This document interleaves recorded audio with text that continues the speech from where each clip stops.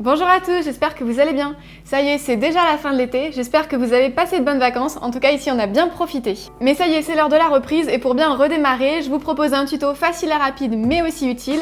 On va réaliser un porte-clés en macramé. Je vais vous montrer comment réaliser deux modèles différents mais qui sont vraiment très accessibles même si vous n'avez jamais fait de macramé.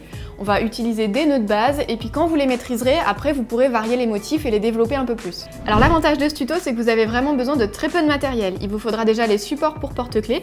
Donc moi j'ai trouvé les miens chez Cultura, mais vous pouvez aussi faire de la récup. Et puis il vous faudra votre fil spécial macramé.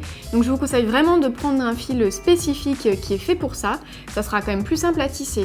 Il y en existe de nombreuses couleurs, nombreuses épaisseurs.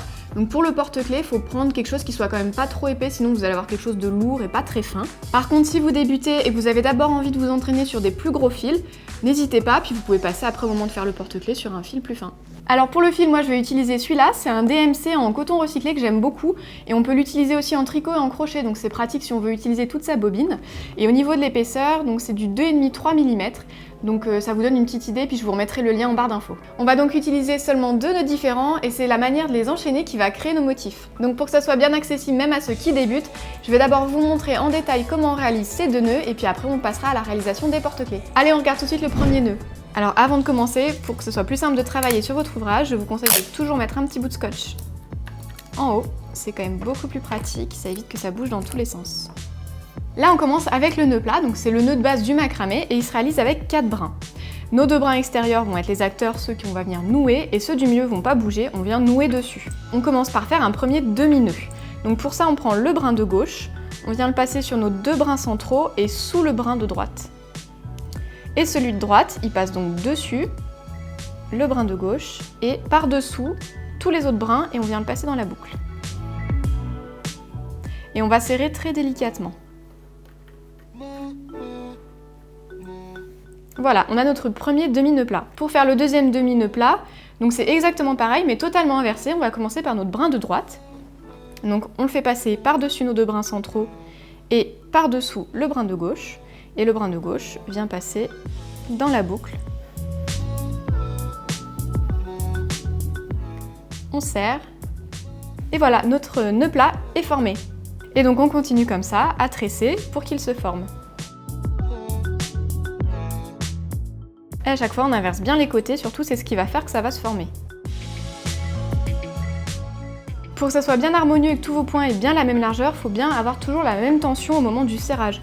Donc il ne faut pas serrer très fort certains points et moins d'autres, il faut vraiment que ce soit bien régulier. Et voilà, vous savez maintenant comment faire le nœud de base, le nœud plat. Allez, on regarde maintenant le point suivant qui s'appelle la clé. Là, je vais vous montrer comment faire des demi-clés ou clés qu'on utilise très souvent en succession pour former des barrettes. Donc là, moi j'ai 6 brins pour vous montrer comment faire une barrette, mais vous pouvez même en prendre 8, 10 et encore plus si vous voulez avoir un ouvrage beaucoup plus large. On a toujours besoin d'un fil support qui donne l'orientation des nœuds.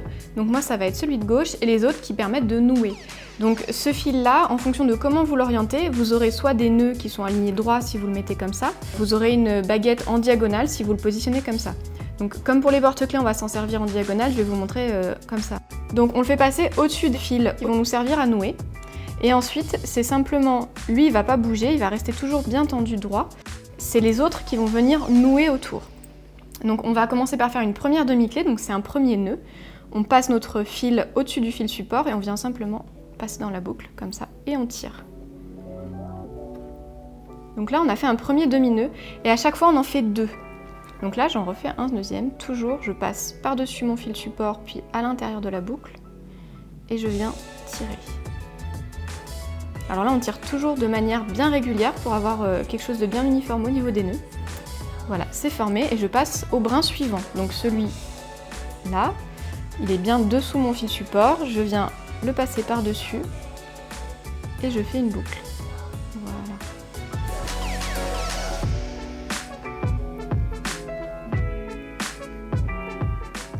On a bien une première demi-clé, il faut que je fasse la seconde. Donc je passe par-dessus mon fil support, je viens faire une boucle. Mon fil support, je le garde bien le plus tendu possible et le plus dans le sens que je veux lui donner comme orientation. Voilà, et donc là ça commence à se former, on voit que les nœuds descendent. On continue.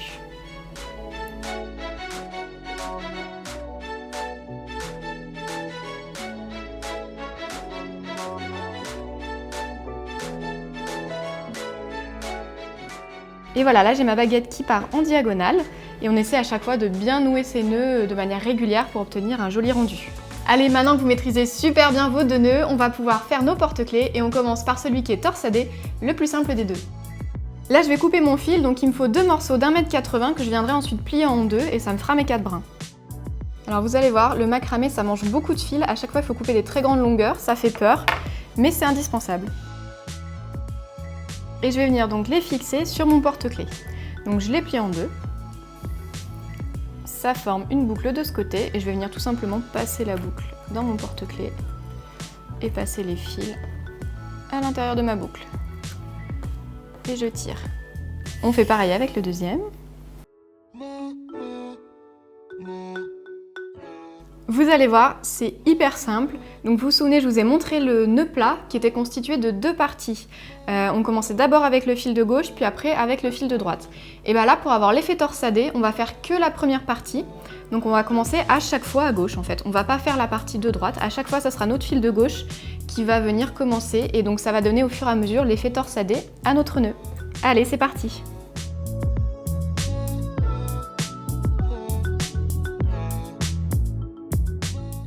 Alors vous allez voir, au début vous avez des grandes longueurs, donc ça met un petit peu du temps, c'est un peu compliqué de tirer tous ces fils, puis au fur et à mesure ils deviennent plus petits, donc ça va plus vite. Et donc je recommence, mais à gauche, je fais pas à droite.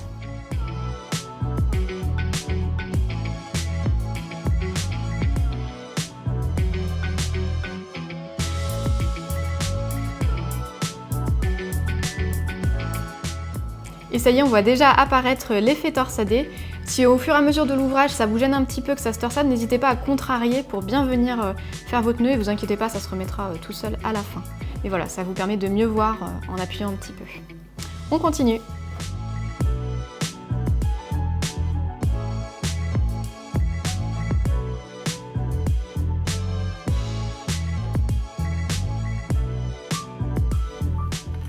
Alors là, vous voyez, ma torsade avait commencé à se faire. Et du coup, mon fil de gauche était un peu parti côté droit. Donc pour être sûr de ne pas me tromper, j'ai fait un demi-tour avec le porte-clés. Donc j'ai à nouveau bien mon fil de gauche qui est là. Je vais pouvoir continuer.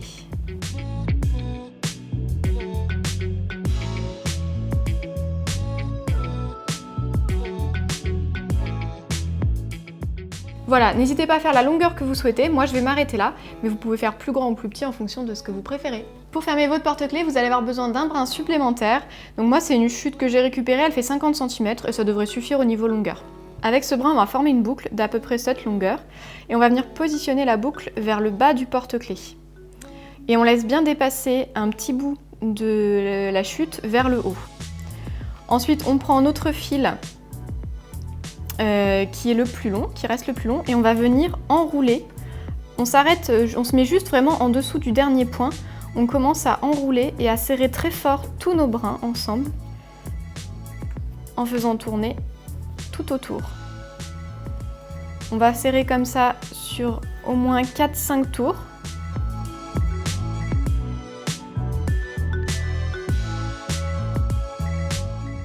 Voilà, là j'ai fait 4 tours, je vais en faire un dernier. Et quand on a fini notre tour et que c'est bien serré, on prend le brin qui nous servait à faire les tours et on vient le passer à l'intérieur de la boucle. Et ensuite, on va tirer sur le fil qu'on avait laissé là-haut. Et en fait, le fait de tirer sur le fil là-haut, vous voyez, ça resserre. Maintenez bien aussi de ce côté, ça resserre notre boucle qui est en bas. Et ça va nous faire notre point d'arrêt. Donc on serre, vous voyez ma boucle est devenue toute petite et on va tirer, on va venir la cacher sous les tours qu'on a créés. Et donc vous allez voir, c'est très serré, très solide et il n'y a aucun risque que ça se démonte. On coupe les fils à ras.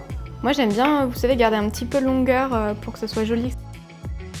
Voilà, donc moi j'ai laissé un petit peu de la longueur de fil, je trouvais ça joli. Sur certains types de fils, vous pouvez même, vous savez, le défaire et venir lui faire encore un petit effet comme ça, un petit peu d'effet, encore plus joli. Moi je peux pas sur celui-là. Alors on va réaliser ce motif-là qui est un petit peu en forme de vague arrondie. Pour celui-là, j'ai besoin d'un petit peu moins de longueur. Je vais prendre 3 morceaux d'1,50 m. Pour fixer nos brins sur le porte-clés, donc c'est comme pour le premier motif, hein, classique, on plie notre brin en deux. Ça forme une boucle qu'on vient passer dans le porte-clés et on passe les 2 brins à l'intérieur. On commence par nouer les baguettes, donc tout ce qui est ces points-là. Donc on va commencer, vous voyez, cette fois-ci non pas par le côté, mais par le milieu. Donc je vous montre tout de suite. On sépare nos fils en 2, donc 3 de chaque côté. Et donc c'est le fil du milieu à gauche et à droite qui va nous servir de support. Donc là je veux aller vers l'extérieur, donc je mets mon fil par-dessus les autres vers l'extérieur en diagonale. Et je vais venir nouer autour.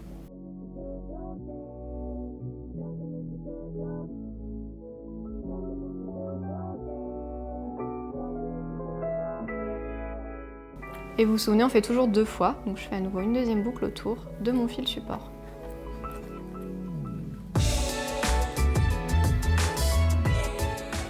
On fait pareil avec le fil suivant. Mon fil support passe dessus, je viens faire une boucle. Et je viens serrer de manière bien régulière. Et je fais la deuxième partie.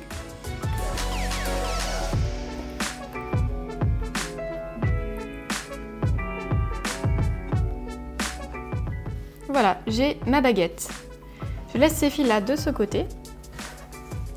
Et je vais faire pareil dans l'autre sens, vers la droite, pour faire une diagonale aussi qui part de l'autre côté.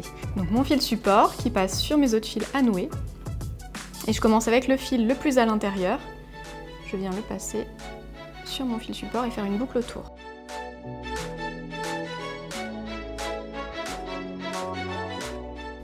Et donc deuxième partie, le deuxième nœud.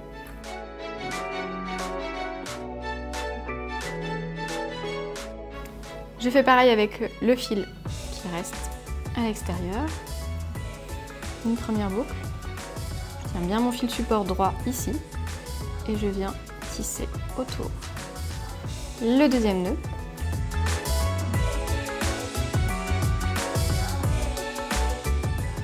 Voilà, donc je récupère à chaque fois bien mes 3 fils de chaque côté. J'ai le début de mes baguettes. Là, on va changer, on va devoir faire un nœud plat à l'intérieur. Donc vous vous souvenez qu'on fait avec 4 brins, donc je laisse les 2 brins à l'extérieur et je vais utiliser mes 2 brins à l'intérieur qui ne bougent pas. Donc je passe mon brin de gauche sur les 2 brins centraux et sous mon brin de droite. Et le brin de droite va venir passer par-dessous et venir sortir dans la boucle. Et on serre. Et donc pour finir mon nœud plat, il y a les 2 parties, donc je refais la même chose mais en commençant par la droite.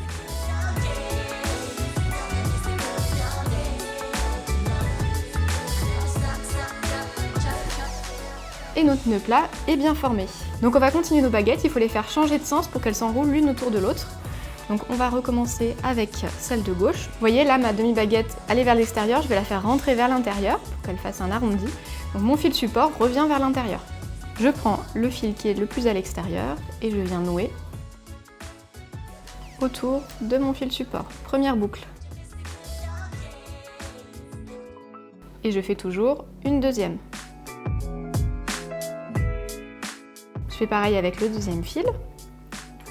Donc, une première boucle autour de mon fil support. Et on n'oublie pas la deuxième. On continue de l'autre côté, donc pareil, là on veut revenir vers l'intérieur, donc mon fil support revient vers l'intérieur.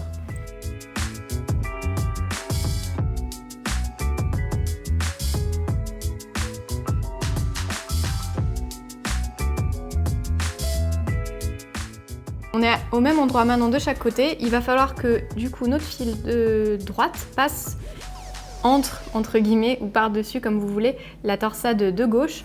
Donc on va avec ce fil là, on va continuer un nœud de plus et là on va venir chercher le 4e fil.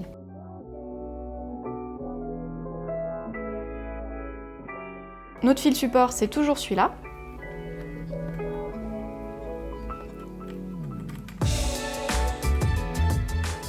Une première boucle. Et une deuxième.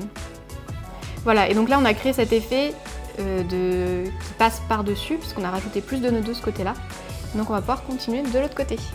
Donc là, on a fini la première vague, on va refaire la deuxième. Donc on reprend exactement de la même manière, 3 fils de chaque côté. J'ai mon fil support, on prend celui de l'intérieur qui va vers l'extérieur, puisqu'on peut aller vers l'extérieur, et on recommence à torsader.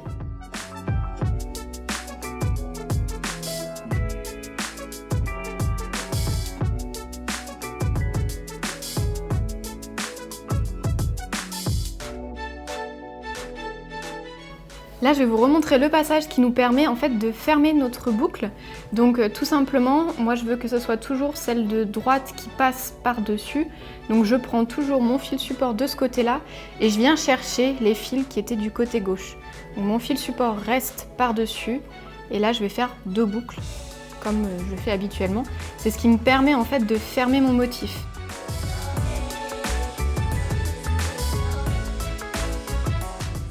Voilà, le motif est fermé et maintenant on peut continuer encore une 3e fois.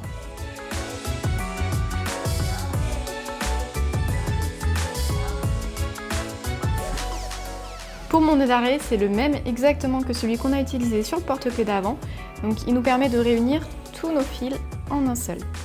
Donc on prend un brin supplémentaire d'environ 50 cm de long sur lequel on forme une boucle. Alors là, comme il y a un endroit et un envers, je vous conseille de la placer dessous, comme ça elle sera cachée. Et en laissant bien dépasser votre petit bout de fil.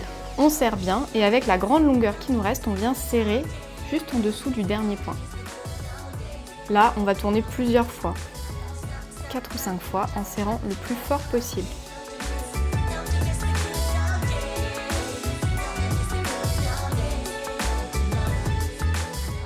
Là, j'ai fait mes tours, je pense que ça suffit. Je prends mon brin qui a permis de faire les tours et je vais le passer dans la boucle, comme tout à l'heure. Hop. Et maintenant, avec celui qui dépassait là juste derrière, je vais tirer. Et vous voyez, ça me fait réduire ma boucle et rentrer mon brin. Là, je vais retourner pour que vous voyez bien. Là, on est sur l'envers de l'ouvrage. On tire notre boucle. Donc là, tout est bien serré, ça se démontera pas, notre nœud est caché. Donc on va pouvoir venir couper celui du dessus à ras. Je reviens sur l'endroit. Et là, on va tous les couper, pareil, en laissant une petite longueur de fil pour que ce soit joli. Voilà, on a terminé nos porte-clés. Alors bien sûr, n'hésitez pas à faire varier les couleurs, mais aussi les formes. Moi, j'ai fait plutôt petit pour que ce soit léger dans le sac à main, mais vous pouvez les faire plus longs. Celui-là, il suffit juste de reproduire plusieurs fois le motif. Celui-là, vous pouvez l'allonger pour, par exemple, aussi en faire une boucle. Voilà, des petites idées comme ça, faites vraiment selon votre imagination. Et j'ai aussi une petite surprise pour vous, je vous propose de remporter ces porte-clés. Pour ça, rien de plus simple, il suffit d'être abonné à la chaîne Renard et Caramel, laisser un petit like et me dire en commentaire lequel vous préférez. Et puis le tirage au sort aura lieu le 10 septembre. Bonne chance à tous, très bonne rentrée et puis à très bientôt sur la chaîne.